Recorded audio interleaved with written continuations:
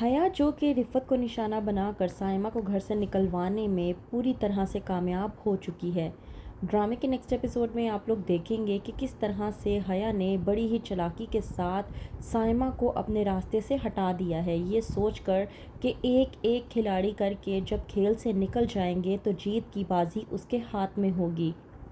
ڈرامے کی next episode میں آپ لوگ دیکھیں گے کہ حیا جو کہ چالاکی کے ساتھ زرار کے فون سے سائمہ کو میسج کرتی ہے کہ مجھے اب تمہاری کوئی ضرورت نہیں ہے اور مجھے بھی بچے کی خواہش ہے، میں بھی چاہتا ہوں کہ میری اولاد ہو اور مجھے لگتا ہے کہ میرا اور تمہارا ایک ہی چھت کے نیچے رہنا اب ممکن نہیں ہے۔ سائمہ جو کہ یہ سمجھتی ہے کہ شاید یہ میسج زرار نے اسے کیا ہے، لیکن وہ اس بات سے انجان ہے کہ یہ میسج کسی اور نے نہیں بلکہ حیا نے بڑی چالاکی کے ساتھ زرار کے فون سے اسے کیا تاکہ ان کے درمیان میں مس انڈرسٹینڈنگ کریٹ کر سکے۔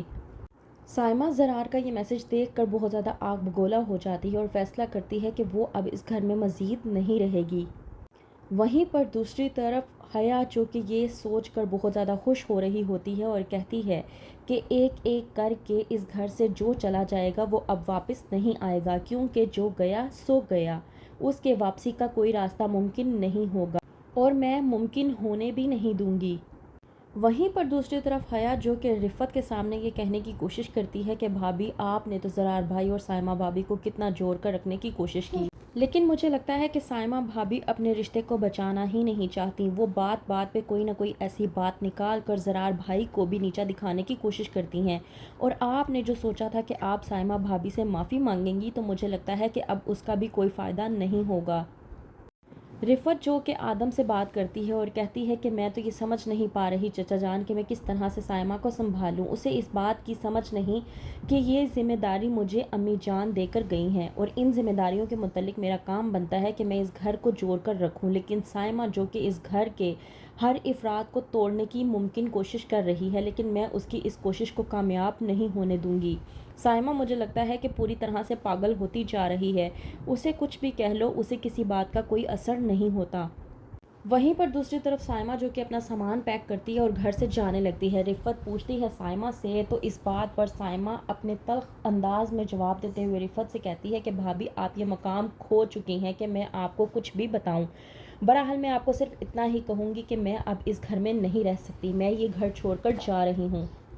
اتنی بات ہوتی ہے کہ سائمہ اپنا سامان لیتی ہے اور وہاں سے چلی جاتی ہے۔ رفت سمجھ نہیں پاتی، وہ جاتی ہے زرار کے پاس اور جا کر زرار کو سمجھانے کی کوشش کرتی ہے،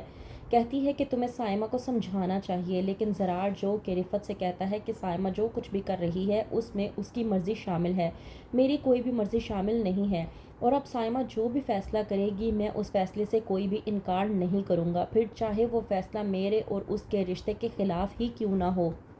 رفت زرار کو سمجھانے کی کوشش کرتی ہے، لیکن زرار جو کہ رفت سے کہتا ہے کہ سائمہ نے جو کچھ بھی کرنا تھا وہ کر چکی ہے، میں مزید اس کی ان حرکتوں کو برداشت نہیں کر سکتا اور نہ ہی مجھ میں کوئی ہمت ہے۔ ویسے بھی دو لوگوں کا رشتہ تب ختم ہوتا ہے جب کوئی تیسرا انسان بیچ میں سمجھانے کے لیے آ جاتا ہے یا پھر اپنے پیر جمانے کی کوشش کرتا ہے۔